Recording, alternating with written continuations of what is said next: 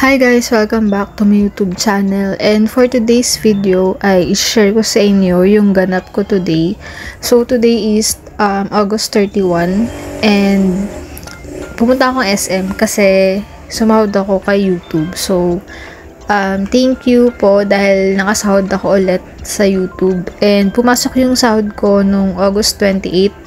So ngayong 31 lang ako pumunta sa SM. So, every time na sumasahod ako sa YouTube ay pupunta ako SM kasi may binibili ako lagi sa National Bookstore. So, ma-measure ko yun. And, nag-grocery na din ako. So, mga pang-stock sa bahay. So, bukod doon, pumunta din ako ng SM kasi nag-claim ako ng gift pass from Lalamove. So, nakakuha ako ng 600 worth of gift pass. So, i-share ko yan sa inyo, ma'am. So, ayun, August 31, Saturday, after work, ay dumiretso na ako ng SM. So, sa SM Bigutan lang ako, malapit lang yun sa amin. And, pagdating ko doon, ay pumunta ako ng SM Department Store kasi nag-avail ako ng SMAC card. So, yung SMAC card ay parang makakapag-earn ka ng points every time na bumibili ka, ganyan. So, yun, nag-avail ako kasi wala akong ganun. So, every time na mag-grocery ako, wala akong SMAC card. So, sayang yung mga points, diba? So, nito ay nag-decide na ako na, sige, magpa-SMAC card na ako kasi sayang naman. 200 pesos lang naman siya. So, kung gusto niyo magpa-SMAC card, punta lang kayo sa SM Department Store. Magtanong lang kayo sa any cashier doon, basta sa loob ng SM Department Store. And, ayun, sabihin niyo lang mag-avail kayo ng SMAC card and magbabayad lang kayo ng 200 pesos.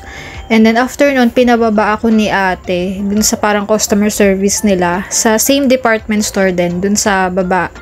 And, pinaregister sa akin, nilagyan ng name and name ko, yung card ko, and then nanghingi sila ng valid ID. So yun lang, very madali lang yung process nila, simple lang.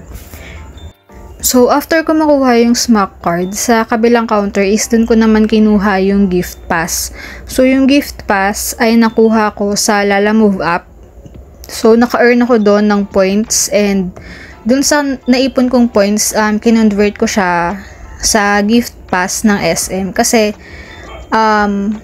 para sa akin mas okay yung gift pass kesa sa i-claim ko siya ng fast food, kasi sa fast food 50 lang may claim mo, and sabi ng customer service ng Lalamove hindi mo siya pwedeng matotal. Kunyari for example nakaipon ka ng 550, hindi mo siya pwedeng mai-total. So kumaga 550, 5 i-gift din. So parang naisip ko ang hassle naman kung 550 pa yung ipe-present mo dun sa fast food, diba? So, sabi ko, gawin ko na lang na gift pass na worth 100 pesos every 2,500 points. So, inipon ko na lang yung points ko. Hanggang sa yun nga, nakuha ko yung 600 pesos worth of gift pass. So, ayun, malaking tulong na sa akin. Kahit paano. Kasi, kahit paano, diba? Merong 600 sila lang. So, thank you kay Lalamove.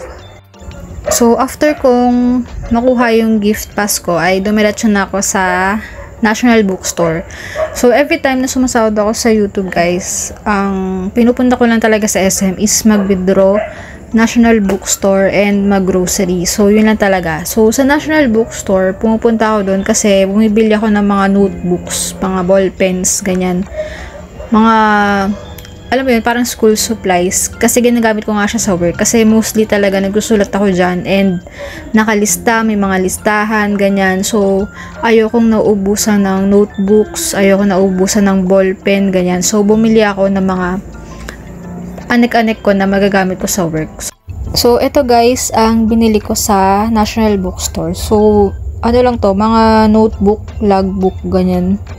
So, yun lang binili ko kasi para may pang-stock nga ako ng pangsulat ng listahan ng mga orders. So, 3 ganito yung binili ko. Ang binibili ko talaga is itong light green. Pero wala na kasi doon, wala na silang stock. So, itong green apple na lang yung binili ko. So, nasa ano lang to, nasa 60 plus and 50 pages. And next kong binili is itong logbook na to. So, ang hinahanap ko yung kulay blue eh. Wala silang available na kulay blue. So, ito na lang yung red. And pink yung mga lines niya sa gilid. So, dalawa na yung binili ko kasi at least pang matagalan. Kasi alam ko matagal ulit akong makakabalik ng SM. So, ayan, medyo dinimihan ko na siya. And bumili din ako ng mga post-its.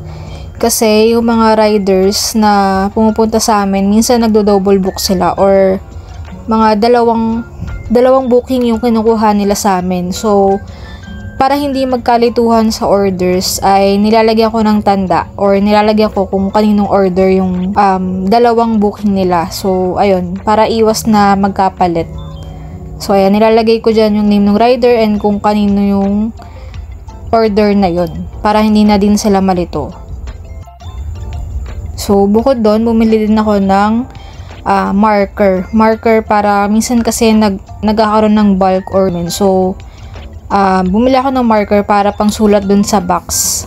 Mga kung ilang piraso, ilang pieces yung laman ng box, ganyan. Before nga pala yun, ay nag-order na ako sa TikTok shop ng ibang mga kailangan ko like ballpen. So, dun ako sa TikTok shop bumili kasi mas mura and mas maramihan.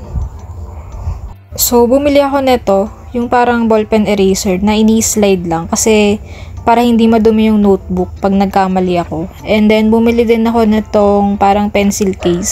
So, dalawa yung binili ko para hindi kalat-kalat yung ballpen dun sa bag ko.